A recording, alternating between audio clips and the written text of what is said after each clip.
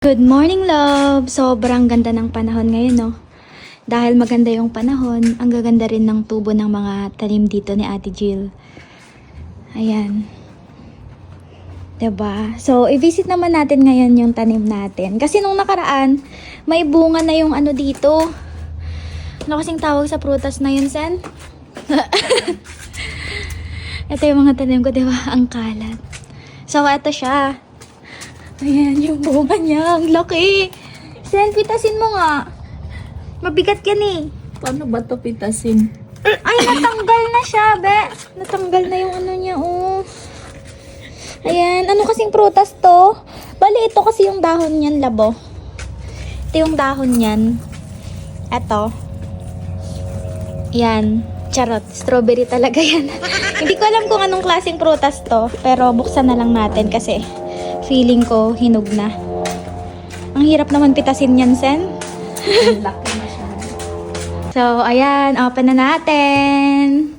Kuha lang tayo ng ano dito. Sa baba. Chopping board. Yung malaki na ang kunin natin dahil malaki din ang ikakat natin. So, eto siya, love. Sobrang tagal ko talagang inantay to na mahinog. As in, mga ilang buwan yun, Sen? Ayan. Comment nyo nga kung anong klaseng prutas to. Paano ba to buksan? Okay. Cut lang half. Ay, ayan oh. Hinog na talaga siya, love. See? Feeling ko matamis to. Charan! So, ganyan ang loob niya. Green siya. Tanggalin lang natin yan yung buto niya and then balatan. Bango. Ayan, tanggalin lang natin yung buto.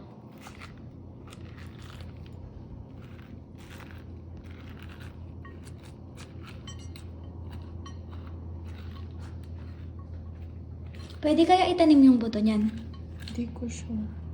Pwede siguro, pero siguro kailangan may ano to para Feeling ko lumaki. hindi yan honeydew. Honeydew po ito. Bakit white yung ano niya? Or kapag ni-remove yung skin, green na nun yung kulay. I'll see. Ba't iba lang siguro yung ano nito, variety nito? No? Hindi siya green eh.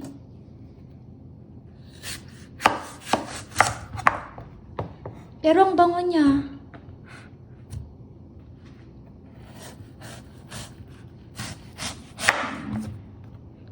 Grabe, ang kapal naman ng pagtanggal mo ng balat. Uy, ganyan po talaga. Mukhang green siya pag tinanggal yung balat.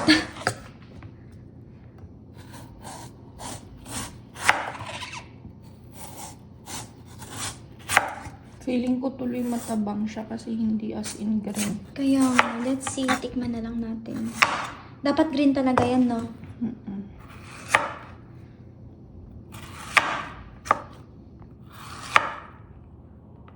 Wow, parang yung cutting skills mo is pang tinda na, ha?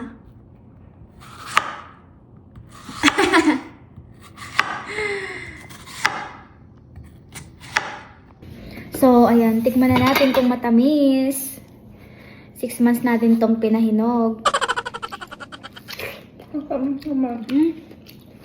Okay lang. So, ganito siya. Hindi ko alam bakit hindi siya green na green. Ang kulay niya. Dapat green na green to. Kasi, pag bumibili kami neto, yung nabalatan na, normally green na green talaga yung kulay niya.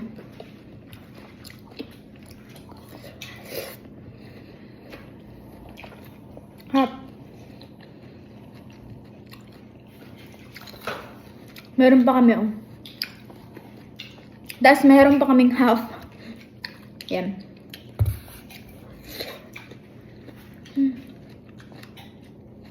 Matamis ang ibang part talaga, literal.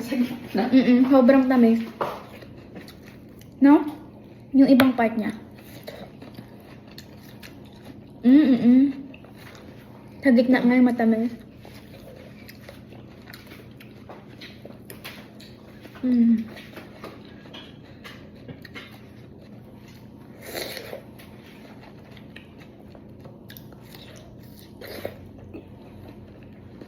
Mm. Sarap.